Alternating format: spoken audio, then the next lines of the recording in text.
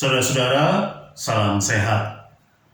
Suara Gembala hari ini bersama dengan saya, Leonard Andrew dari GKI Sidoarjo.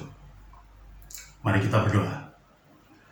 Bapa penuh rahmat, dalam banyak duka dan kehilangan yang kami alami sebagai umat manusia, Engkau mengaruniakan kepada kami kasih-Mu dan kemampuan agar kami mampu hidup dalam iman dan pengharapan, dan kemurahan hati untuk berbagi dengan yang lain. Biarlah kami bersama-sama menanggung kesusahan ini sebagai bagian dari kasih kami kepada anak-anak Bapa yang lain. Kami berdoa memohon hikmat yang datang daripadamu melalui perenungan firman Tuhan. Dalam Kristus Sang Firman yang hidup, kami berdoa. Amin. Saya ingin merenungkan Injil Yohanes pasal 19 ayat 6b.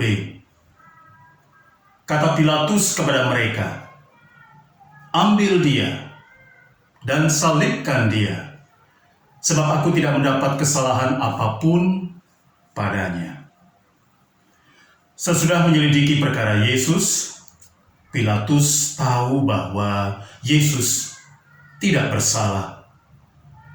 Namun karena tuntutan dari massa agama, ia pada akhirnya menyerahkan Yesus untuk disalibkan. Kekalahan Pilatus ini merupakan contoh paling termasyhur dari kekalahan hukum atas politik kekuasaan. Dari mana dan siapa pelaku politik kekuasaan itu berasal? Bisa dari mana saja. Entah dari penguasa politik seperti raja, para bangsawan, atau pejabat negara. Bisa dari pemimpin masyarakat yang menggerakkan massa, atau dari kuasa modal industrial yang menyewa tenaga para preman. Gabungan dari berbagai elemen kekuatan itu kita sebut dengan istilah oligarki kekuasaan. Sayangnya sampai sekarang, hukum masih sering dikalahkan oleh politik kekuasaan. Misalnya, dalam banyak kasus yang terkait dengan soal kerja pendirian gereja, hukum yang telah memenangkannya dikalahkan dengan alasan bahwa harmoni dengan masyarakat lebih penting. Mungkin karena yang ingin dikejar adalah keadilan yang memperdamaikan. Artinya, keadilan yang dihasilkan tidak melalui pelestarian persengketaan antar kelompok, melainkan negosiasi cerdas dengan mereka yang menentang kita. Dan tentu kita perlu mendukung tekad itu. Itu pekerjaan yang datang dari hati tulus dan perlu digarap dengan lebih serius. Namun yang kerap luput dari perhatian kita adalah bahwa Pilatus mengalah pada tuntutan massa agama bukan karena ia ingin menghasilkan keadilan yang memperdamaikan, melainkan karena massa agama tidak mau menegosiasikan tuntutannya. Pilatus berhadapan dengan orang-orang yang cuma bisa ngomong pokoknya Yesus kudu mati. Ia menciut dengan tekanan mob dan gagal menindak sikap intoleran massa. Persis disitulah kekalahan negara. Negara kalah melawan intoleransi para pemain politik kekuasaan. Dan intoleransi yang saya definisikan sebagai penyakit tidak mampu memberi ruang bagi yang lain untuk hidup bersama dan bersama-sama hidup, bisa diidap oleh siapapun juga.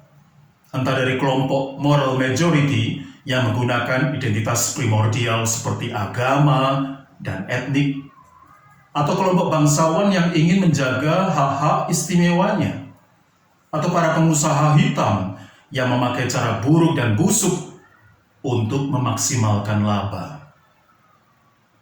Bahkan dalam situasi seperti ini, hukum yang terbaik di dunia sekalipun tidak bisa menghasilkan keadilan yang memperdamaikan dan perdamaian yang berkeadilan ketika berhadapan dengan ketakutan yang membuta dari kekuatan pokok E.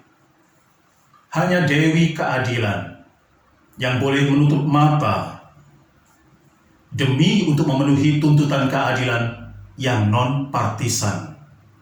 Dan untuk kita semua, kita perlu waspada. Jangan sampai perdamaian yang kita peroleh manakala berurusan dengan kelompok intoleran justru melahirkan intoleransi yang berlanjut bagi mereka yang kemampuannya untuk bertahan lebih defisit daripada kita. Kita tidak boleh menipu diri. Sebab harmoni yang diusahakan tanpa keberanian dan ketegasan orang-orang yang berkehendak baik, entah dari masyarakat atau dari negara, untuk melawan sikap intoleran, justru bukanlah perdamaian yang berkeadilan yang kita maksudkan, dan tidak akan pernah dapat memberikan keadilan yang memperdamaikan sebagaimana yang kita perjuangkan. Dan jika keberadaan GKI juga diperuntukkan bagi prinsip keutuhan ciptaan, seharusnya kita dengan rela dan sukacita menanggung formula misioner sebagai berikut, bahwa apa yang baik hanya untuk GKI belum tentu baik bagi yang lain. Maka yang baik bagi GKI harus bisa dipastikan juga baik bagi semua yang lain, khususnya yang terlemah dalam persekutuan kebangsaan dan kemanusiaan kita. Dan jika kita belum mampu memastikan bahwa perdamaian dan keadilan yang kita peroleh dapat juga secara efektif menciptakan pola perdamaian dan keadilan bagi yang lain, maka seharusnya kita mau menanggung kesusahan bersama ini lebih lama lagi.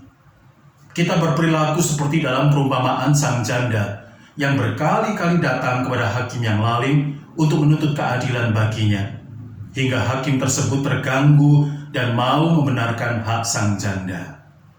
Mungkin dengan menanggung kesusahan bersama ini lebih lama lagi, hingga perdamaian dan keadilan dihasilkan dari penegakan hukum yang non-partisan, kita dapat menunjukkan bahwa GKI telah melakukan yang terbaik bagi Kristus, sebagaimana GKI telah melakukannya bagi saudara-saudara Kristus yang paling hina. Mari kita berdoa. Bapa yang penuh dengan rahmat dan kasih, tidaklah mudah bagi kami hidup dalam perdamaian dan keadilan, sekaligus juga menjamin dan memastikan bahwa semua orang, semua anak-anak bangsa hidup dalam relasi yang utuh. Maka berikanlah kepada kami kesabaran dan terutama kemurahan hati, kepercayaan yang teguh bahwa kelak dunia baru akan dilahirkan. Sebuah Indonesia yang disusun dari masyarakat penuh dengan kasih. Tentu saja kami bisa naif, tetapi jika kami bekerja dalam iman dan pengharapan yang dibangun tidak sendirian, tapi dalam kerja bersama dengan mereka yang sama-sama menanggung kesusahan ini, kami percaya hari itu akan datang. Kami berdoa bagi mereka yang di masa-masa sulit ini menanggung banyak kerugian dan kehilangan akibat pandemi. Tolonglah mereka dan tolonglah kami ya Bapa. Dan justru pada masa-masa kesusahan bersama ini, kami dapat menanggungnya dengan mudah, karena kami bersama-sama melakukannya. Terpujilah nama-Mu. Kami berdoa dalam Yesus Kristus, Tuhan kami. Amin. Salam sehat saudara, Tuhan berkati.